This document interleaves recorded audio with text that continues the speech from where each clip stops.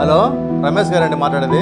అండి, నేను ఆశ్రయ అనాథాశ్రమం నుంచి మాట్లాడుతున్నా. చెప్పండి. మీ అమ్మకి హెల్త్ బాగలేదు, చావు బతుకుల్లో ఉంది. ఆఖరి చూపు చూస్తారేమో, వచ్చి చూడండి. బయలుదేరుతున్నానండి.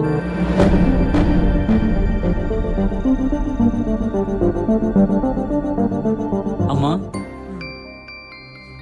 వచ్చావా నాన్న? నిన్ను చూడ్డానికి నా ప్రాణం ఇంకా బతికే ఉంది. నీకేం కాదులే, నేను డాక్టర్ దగ్గర తీసుకెళ్తా, బాగవుతుంది. నాకేం డాక్టర్ దగ్గర చూపించొద్దురా, నాకు కోరిక ఉంది, తీరుస్తావా? ఏంటో చెప్పమ్మా. ఈ ఆశ్రమంలో ఫ్యాన్లు తక్కువగా ఉన్నాయిరా, అవి కొనివ్వాలి.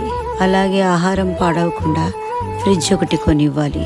నేను పోయే లోపల అదే నా కోరిక, తీరుస్తావా? తప్పకుండా అమ్మా. అమ్మా, నేను ఎన్నిసార్లు వచ్చేళ్ళాను, ఒక్కసారి కూడా ఫ్యాను కావాలి, ఫ్రిడ్జ్ కావాలని చెప్పలేదు కదమ్మా. చెప్పింటే అప్పుడే పెట్టించిండేవాడిని. ఆకలి, బాధ, వేడి నేను తట్టుకోగలను, నాకు అవి అవసరం అనిపించలేదు. కానీ రేపు నీ పిల్లలు నిన్నిక్కడ చేర్పిస్తే నువ్వు తట్టుకోలేవు నాన్న. అదే నా బాధ.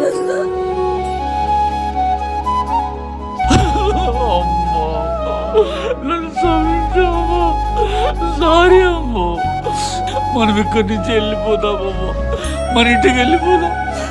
నేను ఇప్పుడు పోయి ఆశ్రమాన్ని మాట్లాడేస్తా.